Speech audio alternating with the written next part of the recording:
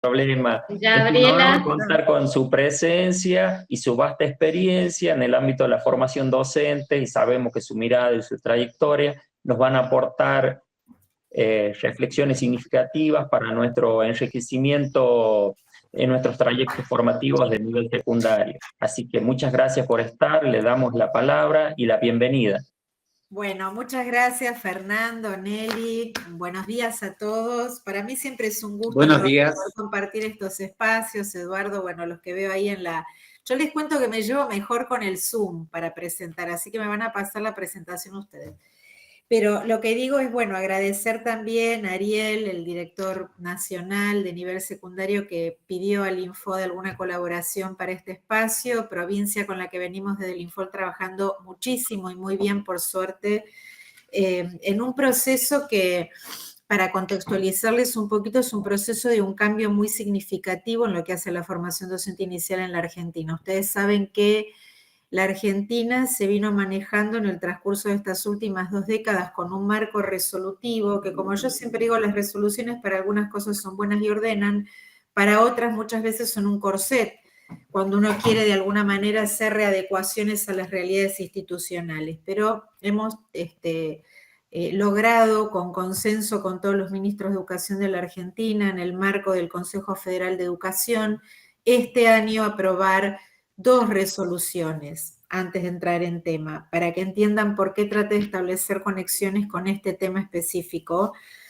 Uno tiene que ver con la resolución que cambia los lineamientos curriculares para la formación docente inicial, que era la ex resolución 24 del año 2007 y que ahora es la 476, que tiene mucha vinculación con la realidad de la formación de los profesores de nivel secundario, porque se prescriben algunas modificaciones que por supuesto también van a permear de alguna manera también en la gestión que los asesores pedagógicos hacen al interior de las escuelas, y la que se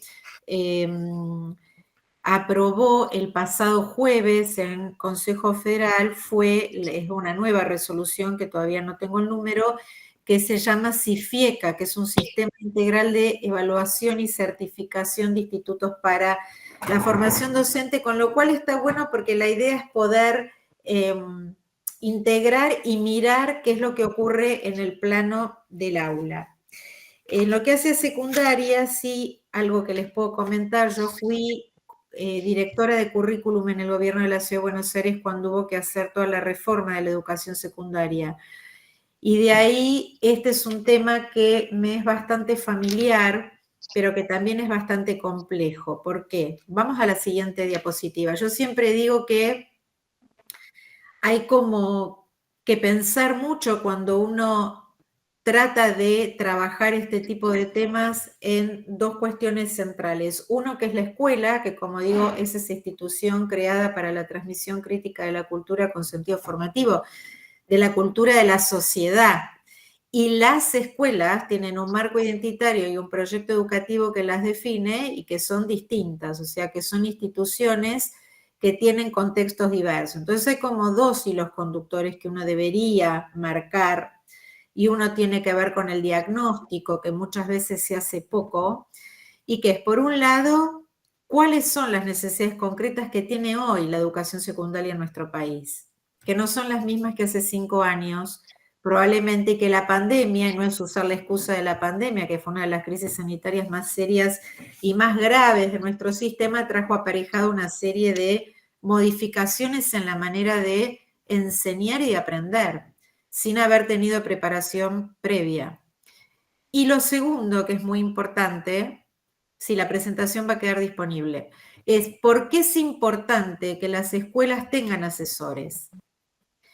Yo me acuerdo, esto retrotrae mi época, que uno hacía los bachilleres con orientación docente y que era mucho más connatural que esta figura recobre importancia sustancial en todas las instituciones educativas. No es la realidad de lo que ocurre en nuestro país. Algunas tienen y cuentan, y eso genera otros niveles de vinculaciones entre los distintos estamentos que componen el sistema en el nivel secundario y otras que no lo tienen. Pasamos, por favor. Evidentemente, Inés Aguerrondo, que nos acompañó mucho. Yo estos últimos 14 años de mi vida fui directora de educación en la UCA. Trabajamos durante todos esos años con quien hoy es el secretario nacional de Educación, Carlos Torrendel. Y Inés Aguerrondo tuvimos la suerte que nos acompañó mucho durante la última etapa, que fueron casi 8 años. Y ella siempre nos decía que en el único ámbito donde habitualmente se planifica sin tomar previsión de un diagnóstico previo, como sí se hace en otros ámbitos profesionales, es en la educación. Entonces hay algunos indicios que uno debería poder pensar antes de hablar de los roles que tenemos que ocupar en los distintos estamentos de una escuela o de un instituto de formación. Alguien tendría que estar desmuteado y hace ruidito, me parece que es Eduardo. Algunas dificultades y necesidades actuales de la secundaria en la Argentina. En primer lugar, un tema que para mí es central es que hay una limitada significatividad de las experiencias y aprendizajes que los chicos vivencian hoy en la escuela. Y esto no es nuevo, porque si ustedes miran en la reforma ya de los 90, uno de los ejes que se priorizaban fundamentalmente tenía que ver que no había acompañamiento en términos de significatividad de los aprendizajes en las trayectorias escolares de los estudiantes. Y esto no es un tema menor. Hay que mirarlo. Altos niveles de desgranamiento. Y esto hace que los chicos no puedan terminar en tiempo y forma la escuela.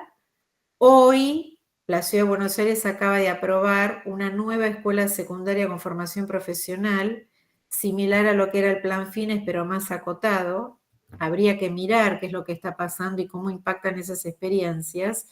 Necesidad de dar lugar a otras estrategias de enseñanza y a otros formatos pedagógicos, porque como siempre digo, modificamos diseños curriculares para que no se modifique en nada la práctica del aula. Y este es un tema que no se puede soslayar más, que nos tenemos que hacer cargo, como nos tenemos que hacer cargo de cuáles son los hitos que a esto acompaña una formación docente necesaria para los perfiles que estamos hoy buscando y necesitando para que sucedan otras cosas en el aula.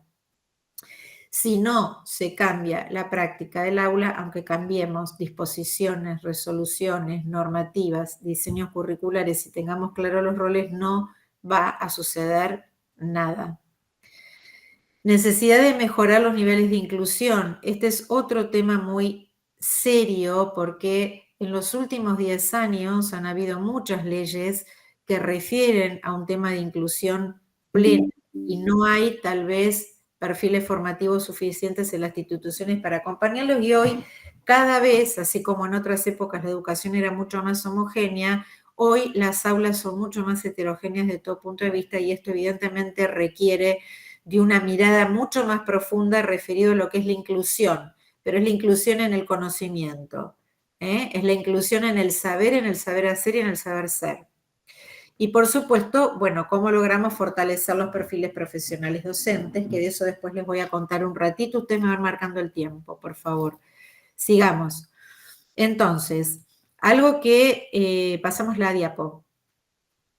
Algo que también hay que poder mirar al interior de la realidad de lo que ocurre en la escuela secundaria es que los planes de estudio están como muy desactualizados. Vieron que en realidad todos los cambios que se van dando de una manera tan vertiginosa a nivel social tienen otros destiempos con respecto al tiempo que la escuela necesita para asumirlos, adaptarse y dar una respuesta que verdaderamente se pueda generalizar.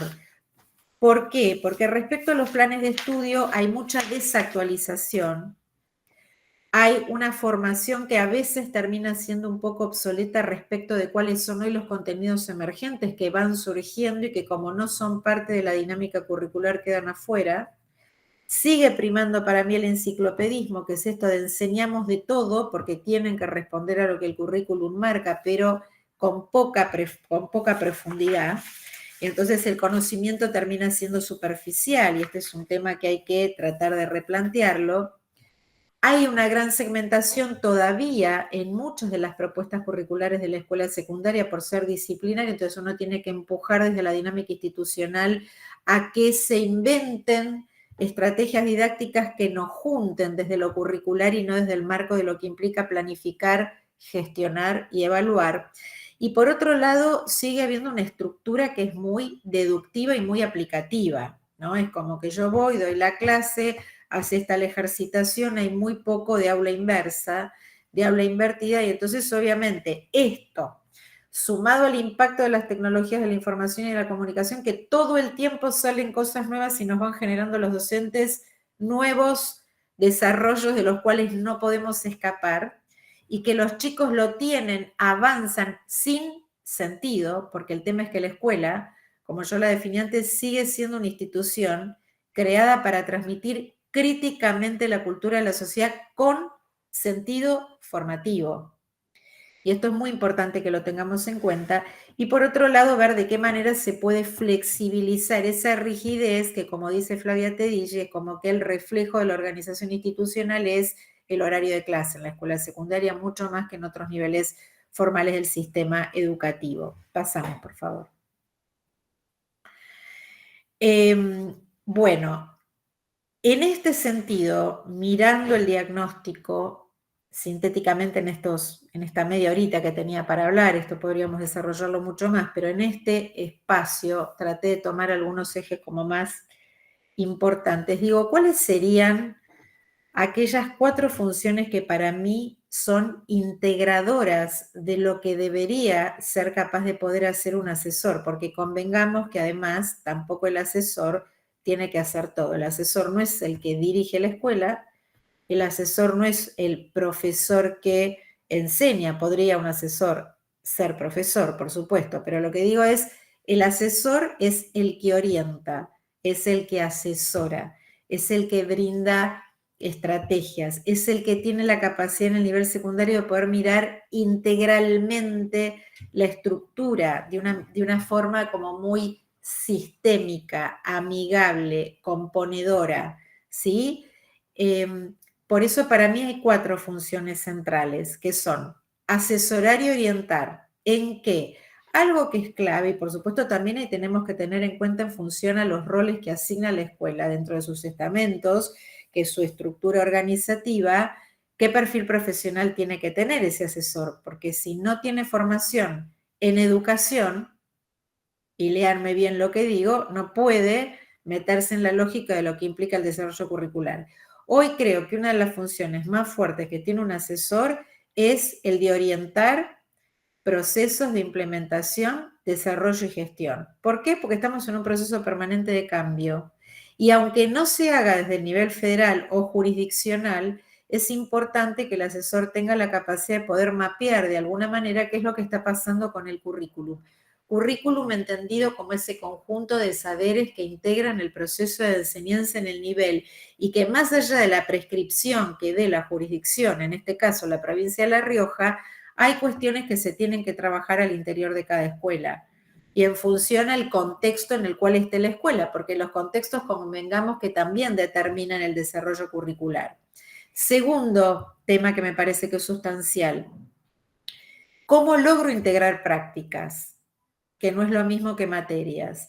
Y este es un desafío muy necesario y muy importante, miren, que hay que pensar al interior de las instituciones, porque uno lo que ve es que cuando empiezan a salir resoluciones y cuando se cambian los diseños curriculares, hay como una tendencia en la escuela secundaria de bajar del diseño curricular a la práctica del aula. Y lo que uno debería tener capacidad de hacer, y ahí en el rol de la mirada de un asesor, es cómo leo ese diseño en clave de mi propia propuesta educativa institucional. ¿Se entiende? Entonces, hay que trabajar con los proyectos curriculares institucionales que nosotros desde el Infot lo vamos a empezar a fomentar, porque una de las cosas que yo estoy viendo, estoy desde abril en el Infot y tengo a cargo además el desarrollo curricular de la validez nacional, y yo digo, es una locura el esfuerzo que implica para una jurisdicción armar diseños que son así, y después uno no mira qué pasa en la práctica del aula. Entonces tiene que haber como un intermedio entre, que es lo que llaman niveles de concreción curricular, entre los núcleos de aprendizaje priorizados, que lo tienen en la secundaria, entre el diseño jurisdiccional, para que llegue a la institución tiene el asesor pedagógico que ayudar a generar instancias para pensar colaborativamente lo que es un PCI, que es el proyecto curricular, es la mirada al interior de las instituciones. Y ahí Silvia dice, con la transformación educativa, bueno, me perdí, el 2006, después charlamos. Coordinar propuestas de mejora, esto es clave. Y este es un tema que hay que tomárselo con mucha seriedad, porque yo a veces digo, bueno, ¿cómo podemos seguir ampliando validez nacional y ampliando diseños curriculares cuando no podemos mirar qué pasó de verdad con esto en la práctica institucional para ver hasta qué punto hay que mejorarlo, ¿no? Porque es como, y esa es la mirada que sí puede tener un asesor pedagógico que vea sistémicamente la propuesta integral de lo que implica la enseñanza y el aprendizaje en la escuela secundaria, y por otro lado, todo lo que tiene que ver con ver procesos de innovación metodológica, porque hoy estamos con todo el tema del impacto de las nuevas tecnologías, que ya eran nuevas en los 90, que después cambiaron, que ahora vuelven a irrumpir fuertemente, que nos tenemos que hacer cargo y tenemos que validar aquellas cuestiones que se pudieron aprender positivamente en la pandemia, que nos implicó a todos estar conectados en tiempo real, sin tener a veces recursos, sin tener preparación.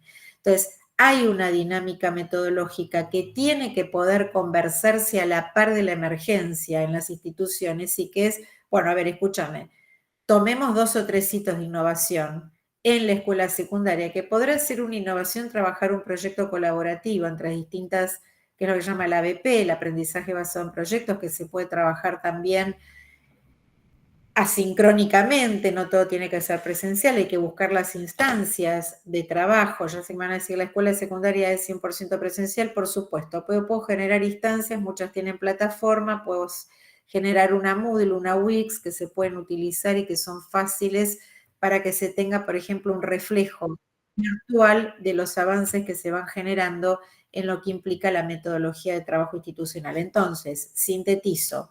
Oriento proceso de gestión curricular, PCI, colaboro para integrar prácticas, coordino propuestas de mejora y genero innovación.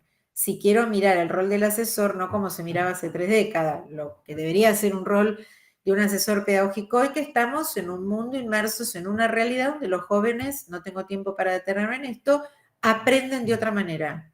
No podemos seguir sosteniendo formatos similares a cómo se aprendía en mi época y cómo se leía en mi época. Lo que tenemos que buscar es un híbrido que permita fomentar aquello que es valioso y ver de qué manera puedo generar innovación. Pasamos. En ese sentido, acá voy a ir rapidito. ¿Cuánto tiempo tengo? ¿Quién lo está marcando, Nelly? Son las 11, hasta las 11. No, continúe, Gabriela. Hasta las 11:30 tenemos para estar y ya cerramos allí. Va a ser Entonces, 10 minutitos más. Yo lo leo, no voy a explicar todo esto porque así les cuento un poquito el tema de los cambios que me interesa que lo vean porque está muy conectado con los asesores que se van a dar, obviamente, en los diseños de formación. Perfecto. El marco de gestión de un asesor tiene que poder mirar, no es un imperativo categórico, es lo que a mí me parece que se podría hacer. Vamos a pasar las 3 y después volvemos a esta. 1, mejora de la formación. Vamos a la anterior. Asegurar la equidad. Y en tercer lugar, orientar la escuela hacia el futuro. Vamos a la primera de nuevo. ¿Quién lo está pasando, Nelly? ¿Fernando? Ay, perdón, Fernando. Bueno, vamos por acá. Miren, esto es interesante. Cuando un asesor genera un marco de gestión, hay como 3 hitos que deberíamos tener en cuenta. ¿Cómo logro fortalecer la trayectoria? ¿Cómo logro fortalecer la formación? ¿Y cómo logro fortalecer la institución?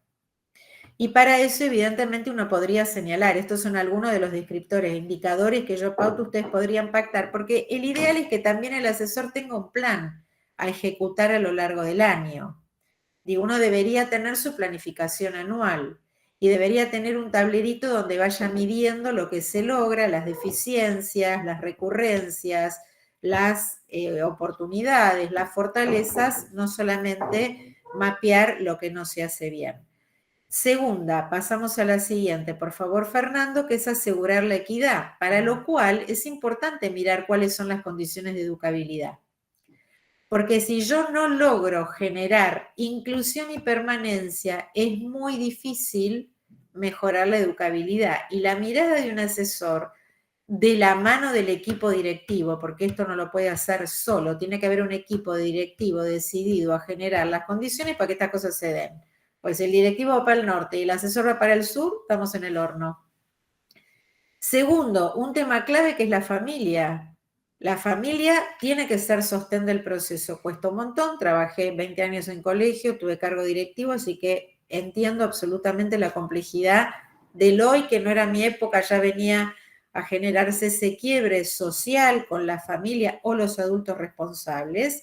Hay que buscar institucionalmente a ver cómo participa, que no es solo citarlos para decir cuándo a los chicos les va mal, es citarlos para decir cuándo les va bien, y subirlos a alguna acción productiva que no es solo ir a ver la obra de teatro. O sea, que hay un tema muy importante que un asesor pedagógico, que un gabinete, que un equipo directivo tiene que pensar en la gestión público-estatal y privada. Es para los dos, aunque a veces en la gestión privada, por una cuestión que tiene que ver también con que cada familia se hace cargo del financiamiento de la educación de sus hijos, si no son escuelas que tengan financiamiento, es como que a veces uno tiene como obligación más de tener que estar rindiendo cuentas todo el tiempo. Y por otro lado, ¿cómo revalorizo la escuela? Digamos, la escuela es un espacio de referencia en la comunidad. Entonces, ¿cómo puedo generar estrategias de articulación y cómo fomento la convivencia? Bueno, te puedes mutear, gracias. Fernando, vamos a la tercera, que es orientar la escuela hacia el futuro. Y en esa orientación de la escuela hay algo que es muy importante. Miren, se está trabajando mucho en lo que tiene que ver con inclusión en el mundo laboral. La escuela secundaria, con la Ley de Educación Nacional 26.206 del 2006, prevé que la educación secundaria tiene que ser obligatoria. Es la primera vez que se habla de la obligatoriedad, con lo cual también hay una responsabilidad del Estado de brindar garantía para que la escuela sea un espacio de inclusión obligatoria para los jóvenes, y tiene dos funciones, propia y propedéutica. Tiene una función propia y tiene una función de preparación para. Mucho se ha discutido con respecto al tema laboral, pero hoy hay muchas escuelas que tienen terminalidad con vinculación en la formación profesional. Entonces, hay que pensar en esto que se hablaba hace 3 décadas, que es cómo oriento a desarrollar habilidades. Y ahí el asesor pedagógico tiene un rol sustancial, porque si yo como asesor no pienso de qué manera el proyecto educativo de la escuela en la cual estoy inserto tiene que tener una mirada sobre su proyecto curricular institucional que reivindique las capacidades, es muy difícil gestionarlo. ¿Cómo logro innovación? Viendo cómo desarrollo proyectos el ABP que incluyan TICs. Entonces ahí necesito el referente de TIC de la escuela. O sea, el asesor solo no puede hacer nada. Si es un asesor que tiene capacidad técnica y sabe planificar y sabe hacer seguimientos, es un montón. Y sabe generar reuniones genuinas con sus docentes, es un montón. Para lo cual todo esto hay que prepararlo. Entonces ahí puedo aprender a emprender científicamente y con conciencia. Y por otro lado, dirán cómo es reiterativa con las tecnologías, porque estamos entrando en un mundo en donde indefectiblemente, si bien hay que sostener lo artesanal y lo tradicional, hay que ver cómo eso convive con lo nuevo. Y no nos podemos quedar atrás, sobre todo en la secundaria. Pasamos, por favor, Fernando. Bueno, algunas innovaciones, yo esto después se los dejo, no me voy a dedicar a repetir todo, pero algo que se ha dejado de lado y que comulga muy bien con lo que tiene que ver con el desarrollo de las capacidades es el trabajar procedimientos y técnicas de estudio. Hoy los chicos tienen una gran dificultad para comprender lo que leen. Primero porque el nivel de caudal de información que les llega a través de redes es infinita.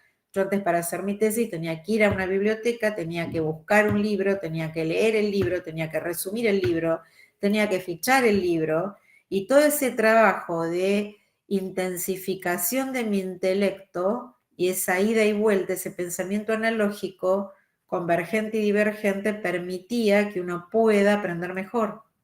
Digo, no hay secretos. Hoy la tecnología resuelve un montón, los chicos hoy hacen trabajos en la computadora, suben los trabajos a las plataformas, hay poca ida y vuelta en lo que implica lectura de texto físico. Entonces hay que ver cómo se reivindica esas técnicas que son comprender, producir, graficar, resumir y dar orales, hablar. Cada vez más, desarrollo de habilidades lingüísticas, orales y escritas. Bueno, cuando digo estructura curricular afín, ¿cómo hacemos como asesores pedagógicos, porque he sido alguna vez asesora pedagógica? A mí algo que me ayudó un montón era, tomaba la estructura, digamos, el plan de estudios de la secundaria, agrupaba materias afines que se repetían todos los años, lengua, matemática, educación física, bla, bla, bla. ¿Cuáles eran de tercero, cuarto y quinto? ¿Cuáles eran de primero y segundo? Buscaba un referente por área, porque solos no pueden para hacer esto. Entonces busco el referente por área, uno de matemática, uno de lengua. El equipo directivo le tiene que dar a ese profesor al menos 2 horas para que pueda, porque no existe todavía la ley de profesor por cargo de medio tiempo y tiempo completo, para que ese profesor pueda acompañar ese proceso. Es una tarea colaborativa. Si yo algo aprendí estos últimos años en la UCA, con Inés Agarrón, que ella se enojaba porque nos decía, nosotros hicimos un modelo que se llama AIE, Aprendizaje Inclusivo y Efectivo basado en capacidades, y ella nos decía, no va a cambiar nada si ustedes no dejan 4 horas y se reúnen todos a planificar. De hecho, creo que es lo más valioso que hicimos, que se nos aprueben tener 4 horas de trabajo todos los miércoles, todo el equipo directivo, y era el tiempo en donde le dábamos a los chicos lo asincrónico para que puedan trabajar. Hay que buscar instancias para que esto se pueda concretar y no es tan difícil.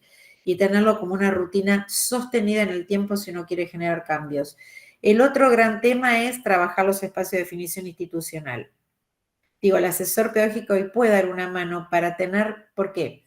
Porque cada profesor mira su ventana, que es su materia. El asesor puede mirar la integralidad y ayudar a generar esas conexiones. Reitero, siempre de la mano de un directivo que no le compite y que lo ayude, ¿no? Porque también hay mucho de esto. Sigamos.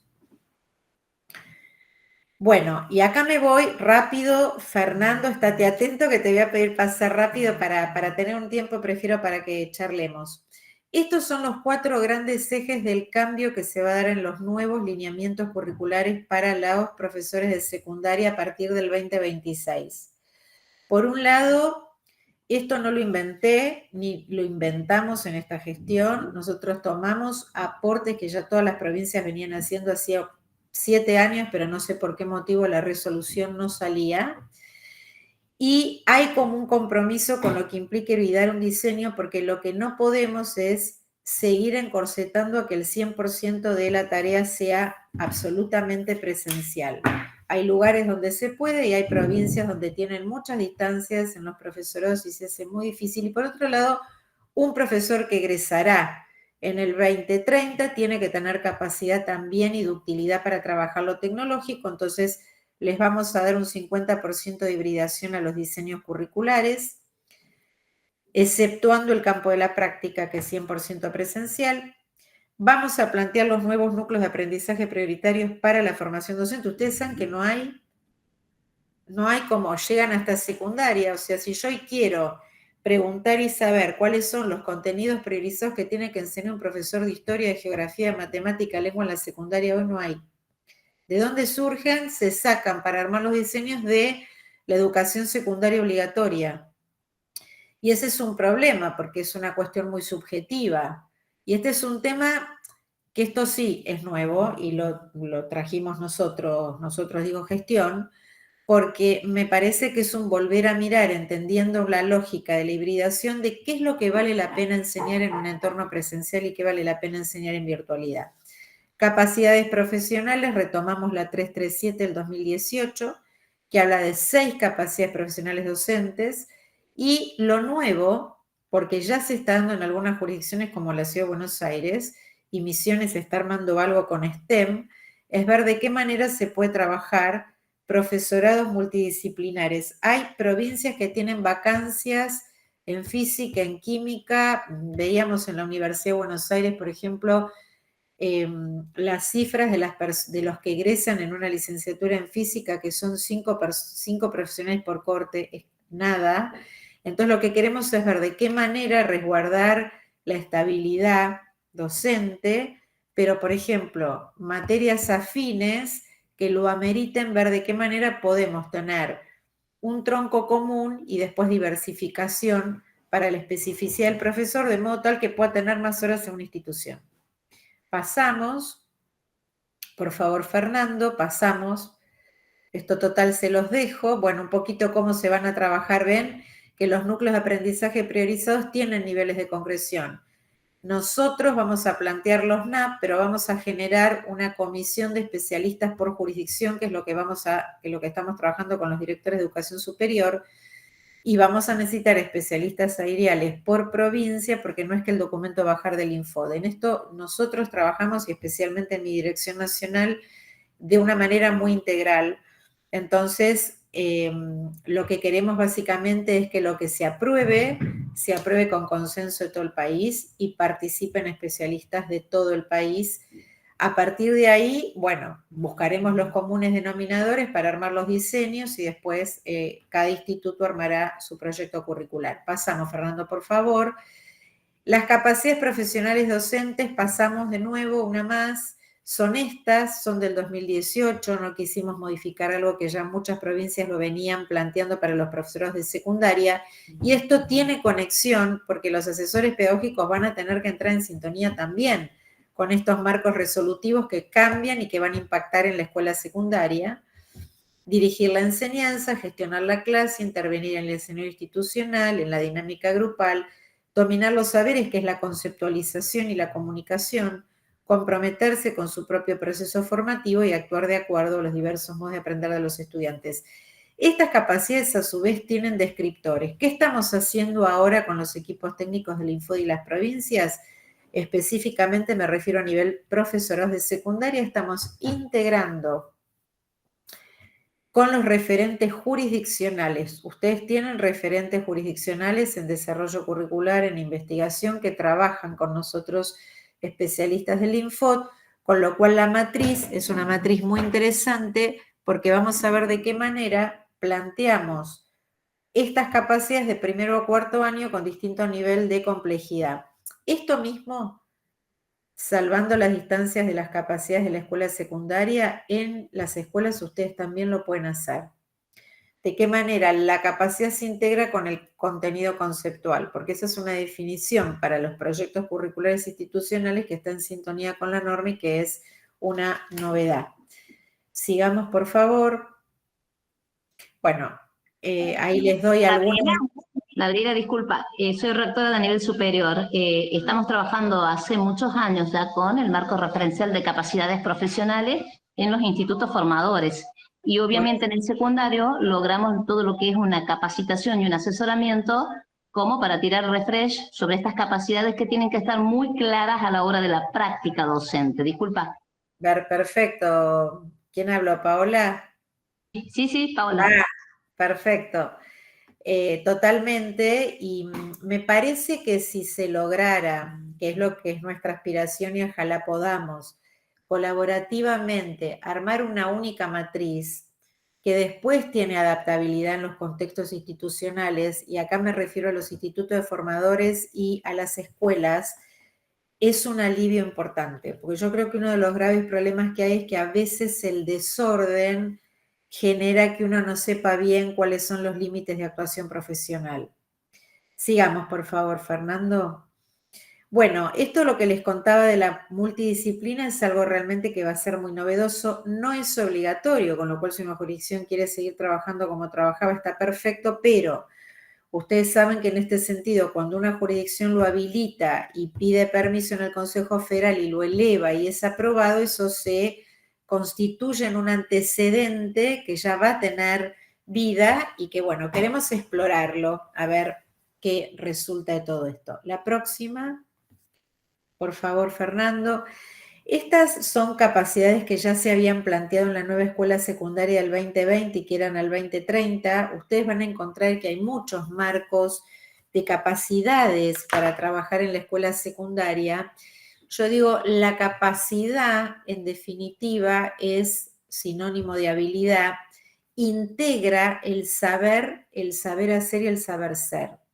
esta es la dinámica de cambio. Nosotros en la escuela secundaria históricamente toda la funcionalidad del sistema secundario y los cambios que se fueron operando a nivel curricular, tanto a nivel nacional como a nivel jurisdiccional, subrayaron siempre el cuerpo de contenido conceptual, el saber, ¿no? Que son datos, hechos, conceptos que informan al estudiante, que le permiten desarrollar procesos relativos al conocimiento cuyo curso de acción es interno, pero esto no estaba tan de la mano con el saber hacer. Entonces, la capacidad y el conocimiento aplicado a la capacidad es inseparable de su aplicación. Los chicos con esto tienen que saber qué hacer con aquello que saben. Es mucho más importante qué soy capaz de saber hacer con lo que sé que saber, porque puedo saber un montón de cosas y no lo sé aplicar. El gran desafío para los asesores pedagógicos que permitan tener trayectorias integradas a los estudiantes y a los docentes es ver la manera de armonizar el contenido conceptual con mi disciplina para ver cómo logro que los chicos lo apliquen en la escuela y en la vida. Y para eso tengo que resignificar lo que vale la pena. Entonces paso de lo que yo siempre digo, de un aprendizaje bulímico a un aprendizaje profundo, a un aprendizaje que se lo acuerden, no que estudien de memoria para una prueba y después pasan 3 semanas y los chicos no se acuerdan de nada. Esas serían como algunas capacidades que suelen ser las más reiterativas, que están en el marco de capacidades que se habían aprobado a nivel federal en el 2020 en la Argentina y que deberían poder comulgar en la escuela secundaria con ese contenido conceptual. Entonces dijimos, saber hacer, procedimientos, métodos, técnicas, se han dejado de lado. No sé por qué razón, hace, 2 décadas atrás se trabajaba fuertemente lo procedimental y después se va. No volvemos al término de competencia en sí misma. La competencia es un término que está mucho más ligado a una capacidad directamente evaluable y que surgió en los 90 cuando se empezó con la certificación de competencias vinculadas a los oficios. Nosotros preferimos hablar de capacidad y de aptitud, sí, porque ya en el 2018 surgió el marco profesional de capacidades para la escuela secundaria y para la formación docente, con lo cual más que volver es integrar. Sí, integrar. Y si la capacidad no se integra al contenido conceptual, pasa lo que pasa. Los chicos cada vez aprenden menos. Entonces me dirán, Gabriela, es un montón, es difícil, es un escenario complejo. Que yo lo vivo como docente en la universidad, porque recibo chicas en segundo año, yo estoy en los profesorados universitarios de educación inicial y primaria, soy maestra además, con lo cual tuve mucha experiencia en grado, todos los grados de la primaria, y los chicos se egresan y no saben los contenidos mínimos de historia y geografía. Entonces, tenemos que armar un trayecto formativo personalizado para que se puedan equiparar los saberes que no traen de la escuela secundaria, los básicos, matemática, lenguas, sociales, naturales. Pero no es enseñar el contenido desvinculado de la capacidad. Yo conceptualizo y tengo que trabajar la conceptualización aplicada al saber. Entonces, el desempeño, me estoy yendo de tema, el desempeño que voy a pedir, que es la evaluación formativa, mira el fin en mente, no lo que yo planifiqué a priori antes de tener a los alumnos.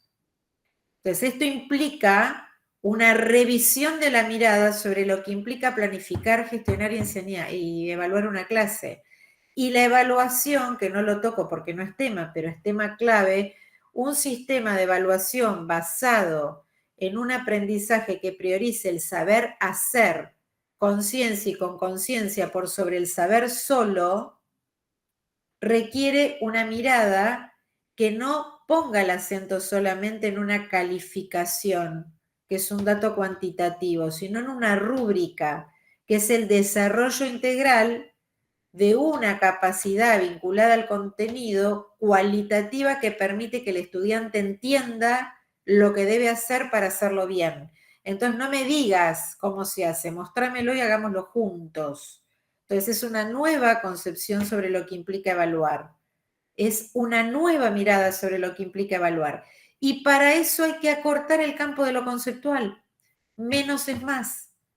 Tenemos una tendencia, yo sufrí tanto, miren, tanto cuando fui directora, bueno, qué exagerada, sufrí en el sentido de que aprendí un montón, tuve 5 años en Ciudad tenía como 200 planes para secundaria, y yo decía, no puede ser este nivel de frondosidad en las materias que están más vinculadas a lo humanístico, pero también a las otras, que es imposible darlo en un año, imposible. ¿Por qué no trabajar? Es una manera de trabajar de otra forma. Es mentira que un chico egrese de la secundaria sabiendo todos los contenidos de toda la secundaria. Pasa en la formación universitaria, la misma crítica. Lo mismo pasa en la escuela secundaria, universitaria. Entonces, la idea es ver, y el gran desafío acá a los asesores pedagógicos es cómo ayudamos institucionalmente a resignificar lo valioso.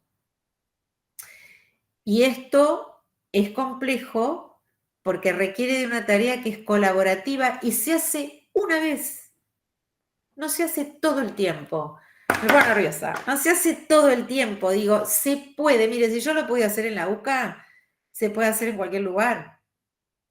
Es fácil, no es complejo. ¿Saben cuál es el problema más grande que tiene la concertación de este tipo de cuestiones? Los acuerdos entre pares.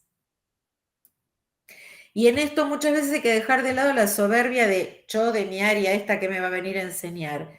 Yo cuando empecé hace 14 años en la universidad a cambiar la forma de cómo enseñábamos, me di cuenta que no sabía nada. Tuve que aprender un montón, hacer una Wix, una plataforma donde armamos portfolios, ¿no? Para hacer seguimiento a las trayectorias de los estudiantes. Miren, es tan simple.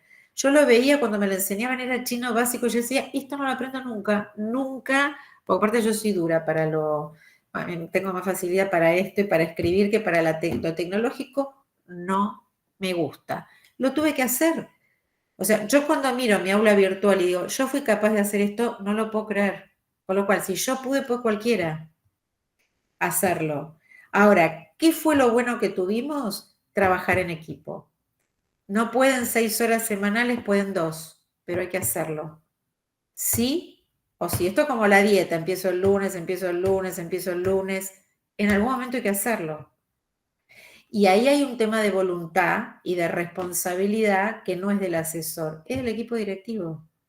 El equipo directivo tiene que saber conducir, el equipo directivo tiene que salir de la mirada endogámica de su institución para entender la lógica de qué pasa en el mundo y de cómo eso alimenta que yo pueda generar los cambios que tengo que generar.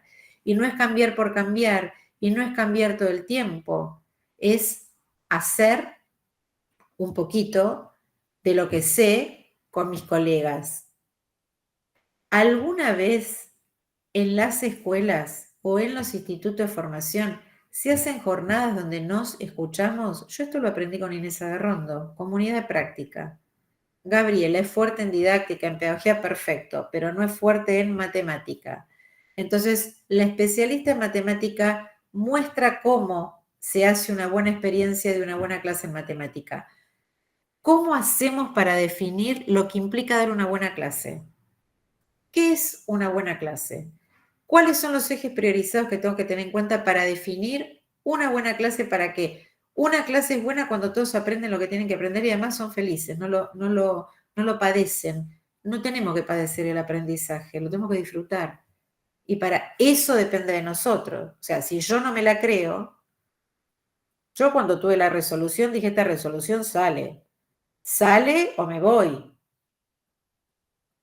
Y a veces es un tema de voluntad y alguno tendrá que cargarse un poquito más la carga al hombro. Vamos a la que sigue, Fernando, si charlamos, si nos queda tiempo. Bueno, para mí el horizonte es tener una escuela inclusiva. Inclusiva y efectiva, que no es un verso porque quedan bien las palabras. La inclusión es en el conocimiento, cualquiera sea tu situación y condición. La efectividad tiene que ver con que hay un compromiso con el aprendizaje. Si yo planifico, bueno, tengo que volver cuando terminó el año en mi planificación y hacer una autoevaluación de mi propia gestión. Y para eso lo tengo que hacer en comunidad, no yo solita. Yo solita digo cómo trabajo, yo soy una profesora espectacular, enseño bien, mis chicos están chochos. No, me tiene que retroalimentar un par.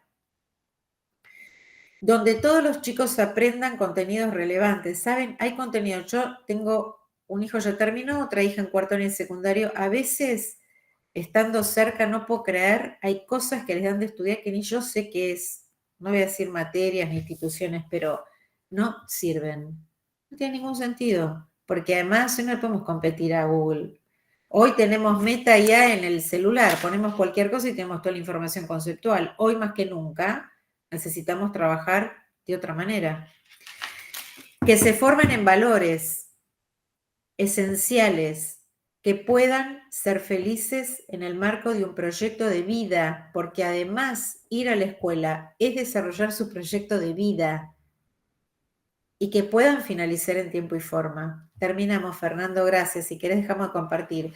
Hay un problema significativo en la educación secundaria que tiene que ver con el rezago de los chicos o a veces la impericia o a veces la falta de motivación porque sienten que muchas de las cosas que aprenden están absolutamente alejadas de su realidad, tan alejadas que se hacen como imposibles de poder digerir. Y a veces nos olvidamos, por eso también los asesores pedagógicos es importante que hagan una vuelta a esto de esta cosa de la etapa evolutiva en la que están.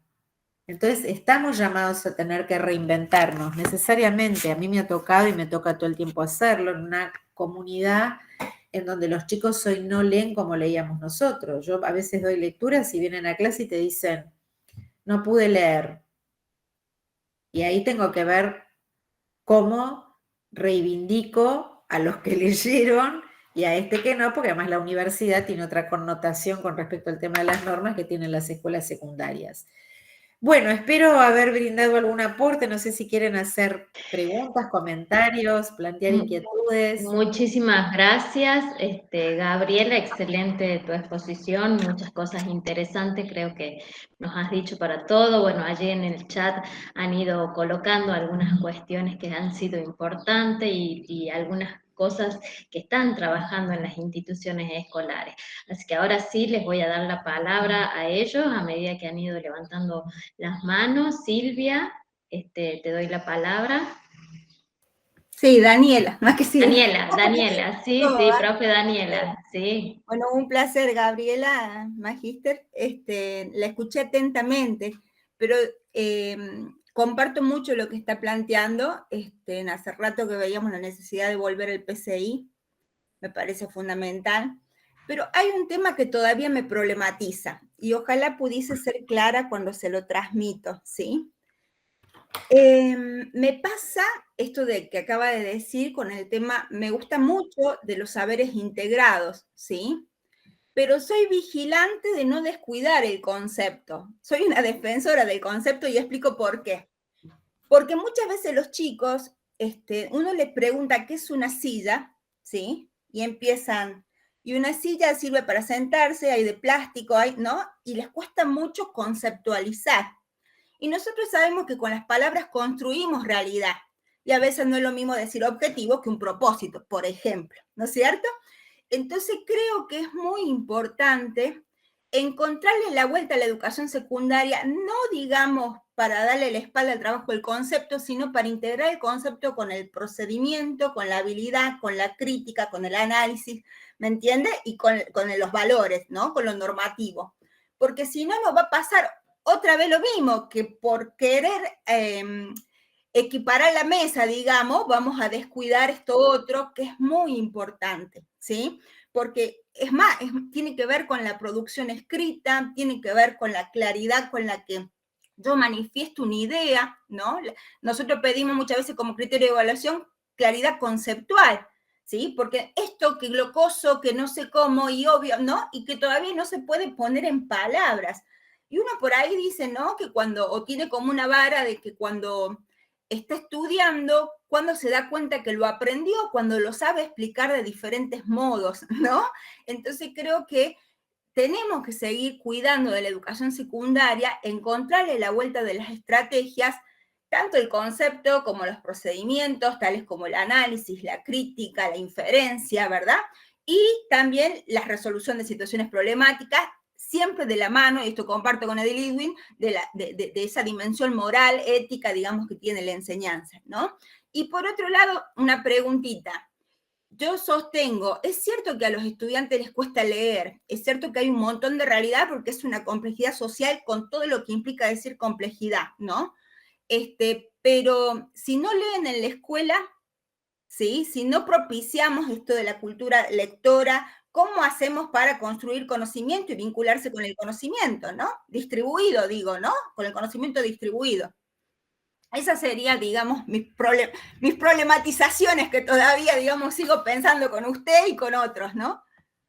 Muy bien, Silvia, muy bien, 10.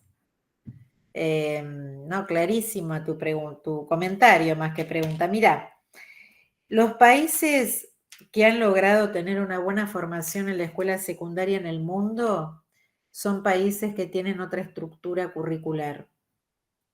Es raro encontrar, por lo general, países que tengan tanta cantidad de materias anuales por año. Vos pensás que los chicos pasan de un 7º grado, que es un nivel de una enorme contención y que por otro lado está pensado por áreas, a tener 13, 14, 15 materias, depende de la orientación que tenga la escuela secundaria, con 13, 14 profesores distintos, porque el otro problema es que es muy difícil, por el mismo formato de contratación docente que es disciplinar que en la escuela secundaria, que se pueda generar otro nivel de integración.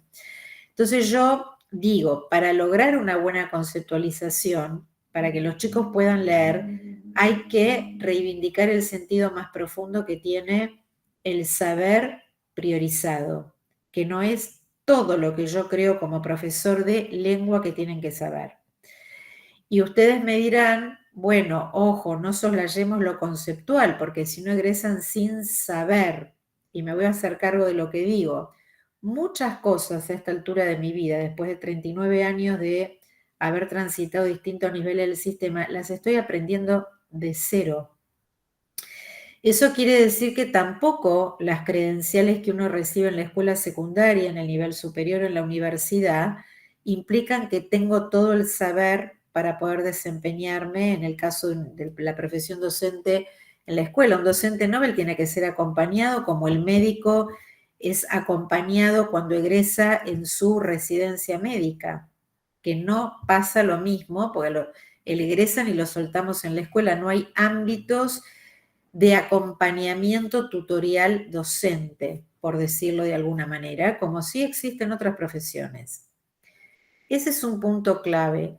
Yo lo que te puedo aportar por la experiencia que aprendí del Alverno College, que es una institución de educación superior del estado de Milwaukee en Estados Unidos, que forma maestros profesionales y en la década del 70 fueron pioneros en plantear la primer matriz por capacidades, una institución en donde va mucha gente, a diferencia de lo que se cree en las universidades americanas, con, digamos, pobres y con mucho multiculturalismo, con lo cual hay mucha gente que tiene como la credencial en la familia, el primer profesional, tiene como una connotación de una inclusión muy interesante. Trabajan con 5 capacidades nada más. Fíjate que acá nombramos 6.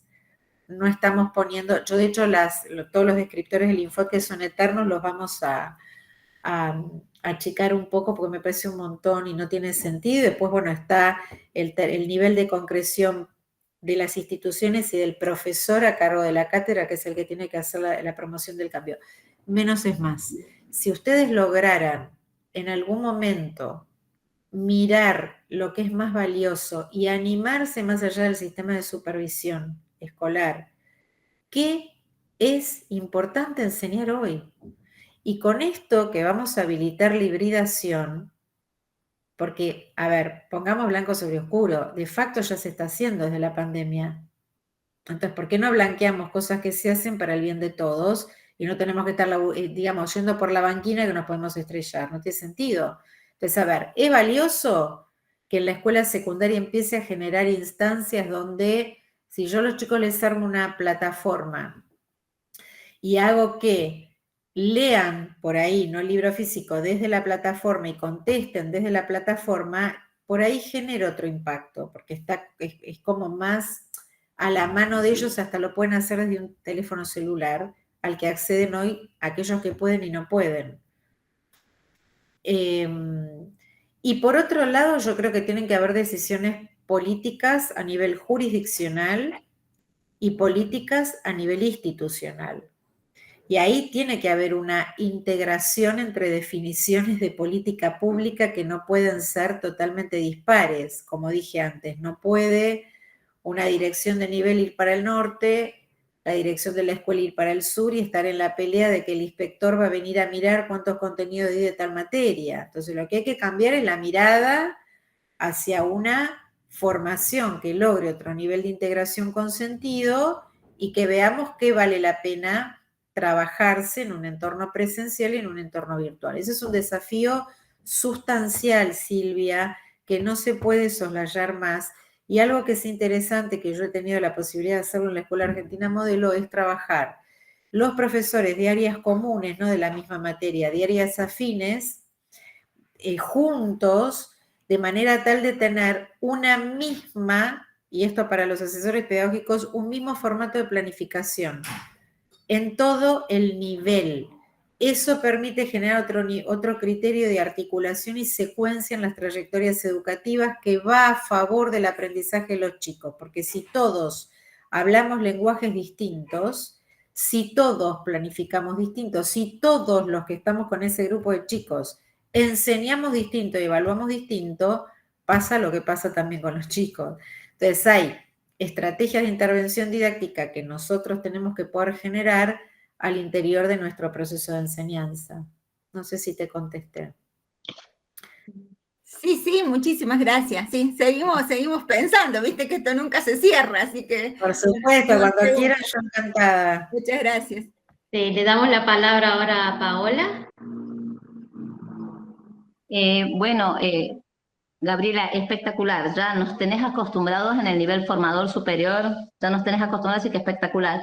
Solo compartir que esto en La Rioja tenemos uno de los graves problemas en el nivel secundario, que es la resolución de problemas frente a la matemática, ¿no? Y bueno, el operativo Aprender nos sigue arrojando resultados, ¿no? Que son ahí realmente, viste, difíciles de comprender y que terminan, viste, de alguna manera estigmatizándonos a nivel nacional. Y yo creo que hay que animar mucho también a que las escuelas secundarias se abran a los niveles superiores para que puedan recibir estas técnicas de investigación, investigar específicamente aquellos problemas de tensión dentro de la escuela secundaria por curso, bien focalizado, y aparece esto que lo dijiste clarito en dificultades de la educación argentina.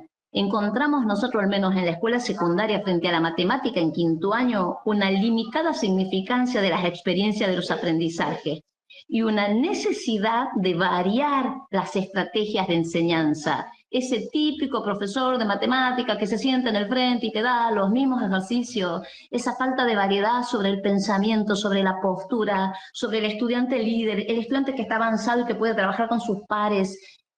Ha sido muy fuerte para nosotros chocar con esa realidad y ponernos a trabajar colegiadamente. Y esto, lo que acabas de decir recién, ¿no? Sistematizar los diseños curriculares, las planificaciones, cómo vamos todos por el mismo camino con las mismas metas, enriquece un proceso en el secundario.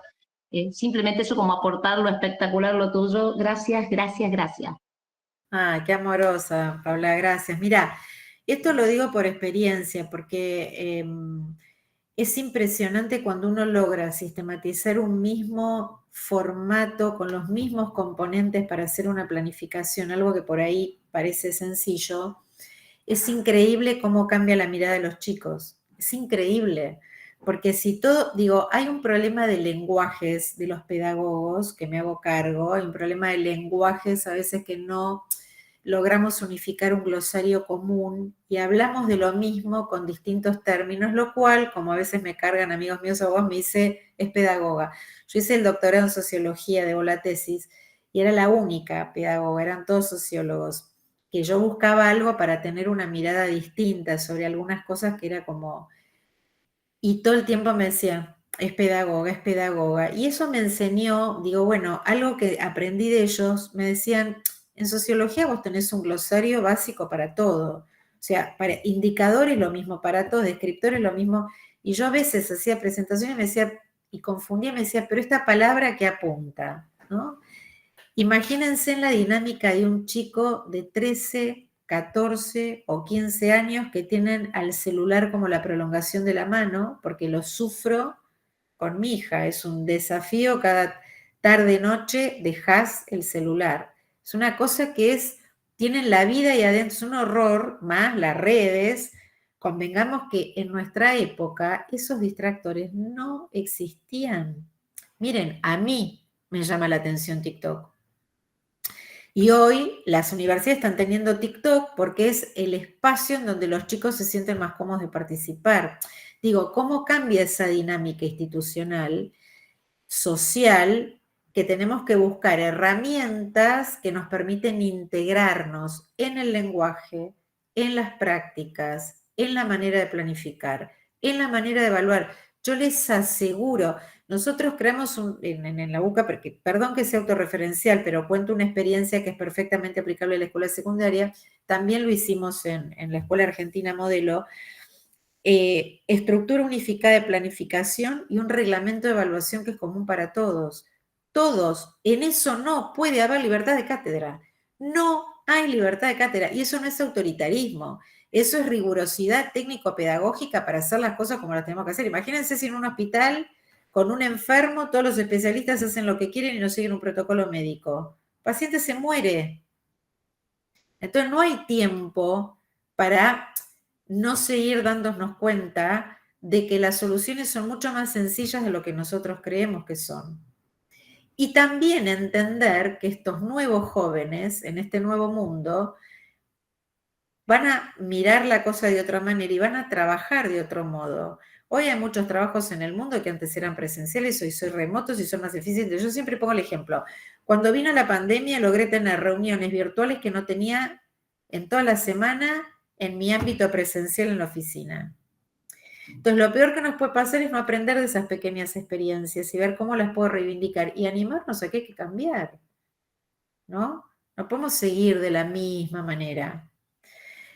Yo siempre digo, frente al cambio, que lo aprendí en esa Guerrondo, hay algo que tiene que ver con que todas estas cuestiones hay que mirarlas al interior de la estructura organizativa de las instituciones educativas, sean de formación docente o sean escuelas secundarias.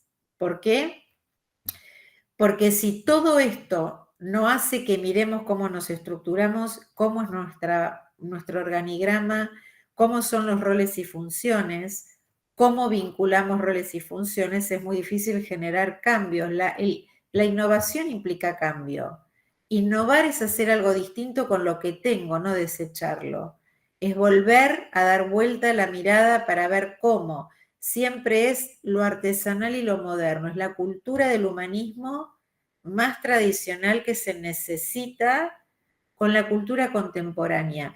¿Cómo logro esa integración? Y a veces sacrifiquemos todos los extras y digamos, vamos por acá, porque también hay una tendencia a querer hacerlo todo. Imposible. Tomo lo de Paola, me lo anoté con el tema de la investigación, que me parece que es clave, que lo podamos empezar a mirar de otra manera. Los institutos de formación docente están trabajando, presentaron casi 800 proyectos de alfabetización, mirando el tema de los compromisos por la alfabetización, que es una linda mirada sobre lo que a posterior van a ser las prácticas. Y menos es más. Yo aprendí que a veces digo, bueno, vamos por acá. El resto por ahí puede esperar un poquito. Todo junto a la vez no se puede. Entonces hay que empezar a generar reuniones docentes con una planificación cerrada. ¿Qué quiere decir cerrada? Esto es lo que tenemos que hacer. Yo soy muy pesada con los tableritos. Paola lo sabe porque yo los presento porque digo, si no, sobre todo en la dinámica de la gestión pública, te perdés frente a un mar que te ahogás. Entonces, si no ponemos un ámbito en donde, digamos, navegamos por acá sabiendo que nos quedan otras cosas, es imposible generar esos cambios, ¿no? Bueno, y volver a mirar la evaluación, ¿no? Porque también, perdón, ya termino, Nelly, evaluar implica saber cómo estoy enseñando. Hay un libro muy lindo de Fernando Reimers que se llama La educación global para mejorar el mundo, que está en español y que está en internet.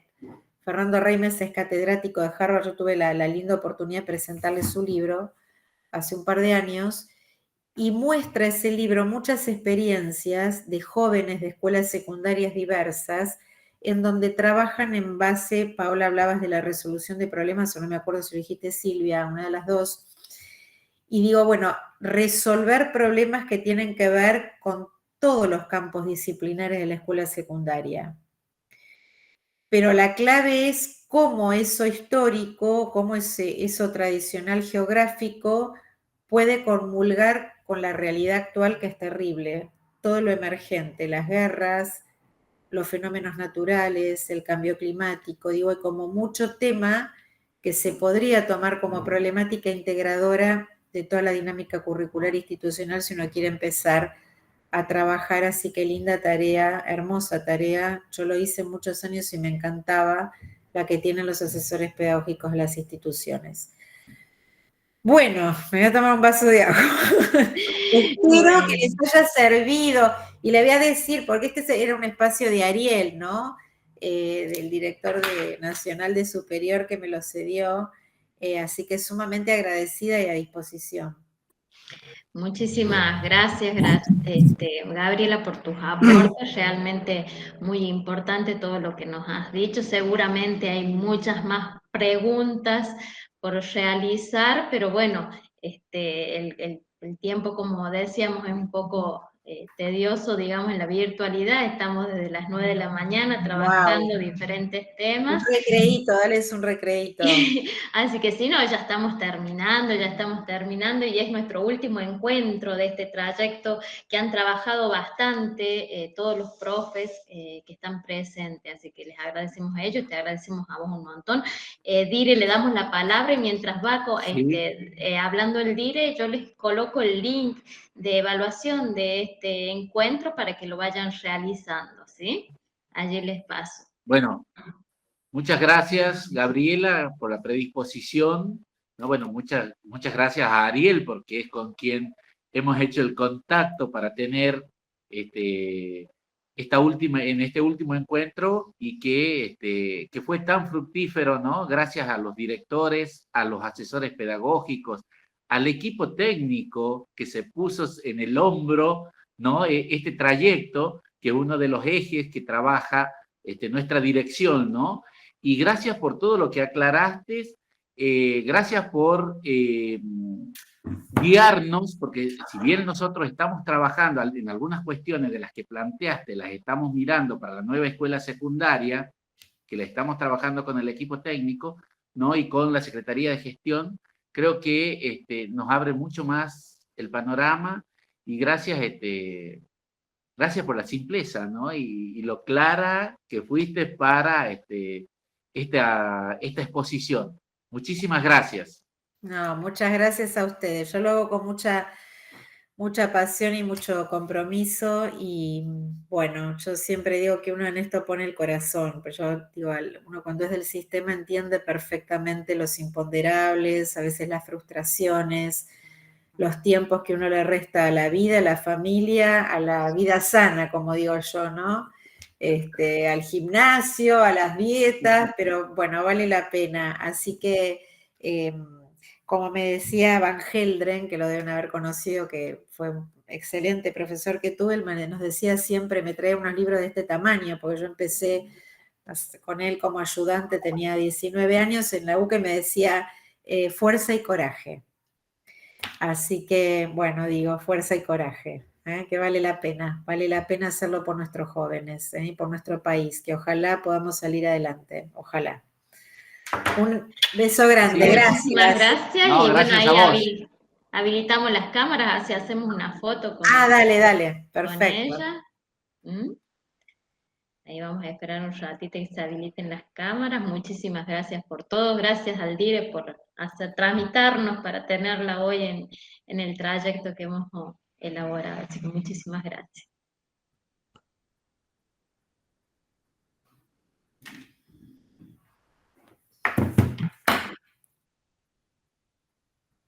Profe Fer está tomando la foto, supongo, porque él es nuestro técnico.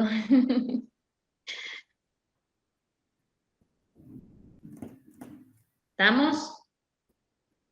Bueno, muchísimas gracias, Gabriela. La liberamos. Gracias a entonces. ustedes. Un beso grande a todos. Un Abrazos. beso. Chao, chao. Gracias a todos. Hasta luego. Hasta luego.